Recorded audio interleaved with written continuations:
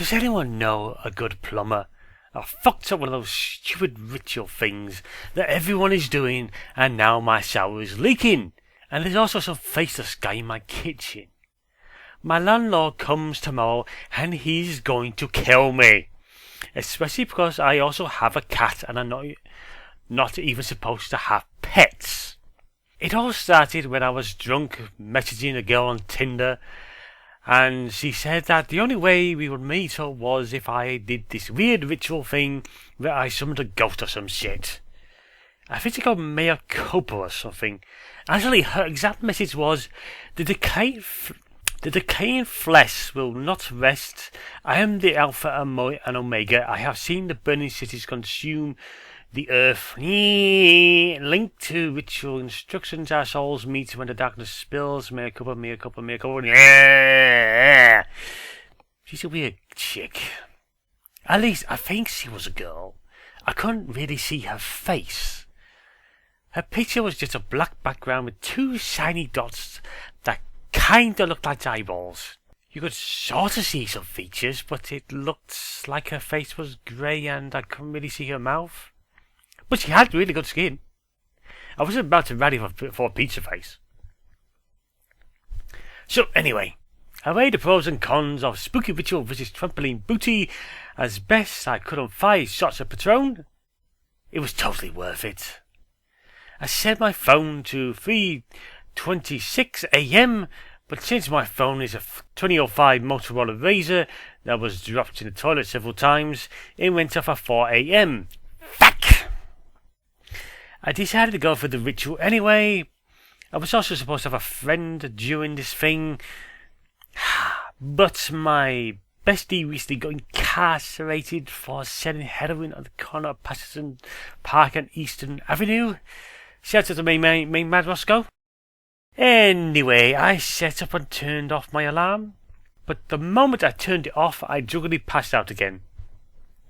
I woke 20 minutes later and actually got out of bed this time, stumbling around the room in the dark, because apparently you're not supposed to turn on the lights, because if you do, a ghost will pop out. Ooh! I was supposed to find a candle and light it, but my hangover just made me trip over one of the several candles I placed on my floor.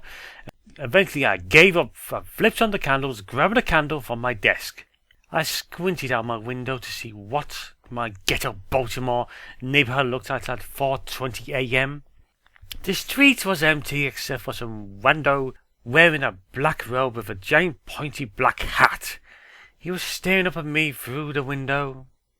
I couldn't really see his face. You know, Baltimore has really gone to the fucking dogs. First gun wars and now an updated KKK. For God's sake! I lit the candle and looked at my phone. I was supposed to knock on my bedroom door 66 times. The 66th knock timed on the 4:06, but since I fucked up everything else, I just did a save and a haircut knock. I walked into my hallway. My bedroom door is the opposite of the stairs. Looking down that dark stairway, it was pretty spooky. I thought I saw something move on one of the lowest steps. From the next step, I was supposed to close my eyes and walk forward while chanting Mea Culpa, Mea Culpa, Mea Culpa, which is Italian for my culpa, which is probably some kind of shitty Italian car. I closed my eyes and walked forward while talking about Italian cars, but my cat Fish Sticks ran under my feet and I ended up tripping over him and falling down the flight of stairs. At some point, a stupid candle went out as I flailed down the stairs. I was too concussed to care. I rolled up from the ground, groaning, and decided that I would just continue to go through the motions, which meant hiding in the closet and waiting for the ghost to play hide and seek with me. I chose the kitchen pantry because I had some open potato chips in there, so I made my way back. As I stumbled, I heard several soft whispers behind me. I spun around, hoping that I was right about Fish Sticks knowing how to talk. But there was no one there, except for the figure standing in the corner. I stopped, blinked, and it was gone. I really need to lay off the Patron. As I honed in the closet and the alcohol and concussion finally caught up with me, and I stumbled to a stop, doubling over and vomiting watery Patron all over my kitchen floor. Fuck! My ass was landlord grass. The headless combination of alcohol, concussion, post-vomit and a looming eviction notice caused my emotions to go haywire, and I unleashed a violent sob, mucus and tears rivering down my face. I heard a noise outside the kitchen. My eyes fell on the kitchen window, and I spied that stupid gang member KKK dude in my back garden still staring at me. I must have looked quite an idiot, weeping in front of my kitchen pantry. Too ashamed to confront him, I just crawled into my pantry and shut the door. It was so cold in there, it damn near froze my man titties off. My air conditioning was probably broken. I definitely needed to call the landlord, but that would mean sedating fish sticks and stuffing him to a suitcase under the bed. At this point, I realized that I needed to reevaluate my life. Maybe I shouldn't drink so much. Maybe I should give fish sticks to a good home. Maybe I should find women with intellect and poise. Maybe I should move out of my shit neighborhood where KKK people roam around at 4 a.m. After going through an entire existential crisis in my pantry, I decided to say fuck it and end the stupid ritual. That Tinder girl wasn't even that hot anyway. Besides, I still have several more ritual things to complete, which included lighting 8 more candles, stabbing a Japanese doll, and spinning around in a circle screaming, "You're it! You're it!"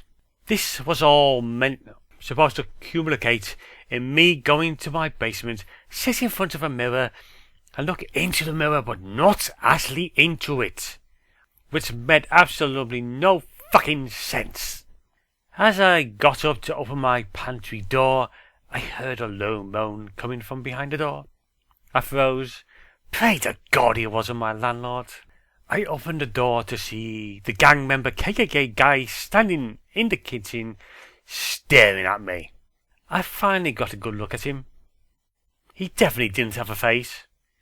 I guess getting your face taken away is part of a gang ritual now. He didn't react to my presence. He just stared.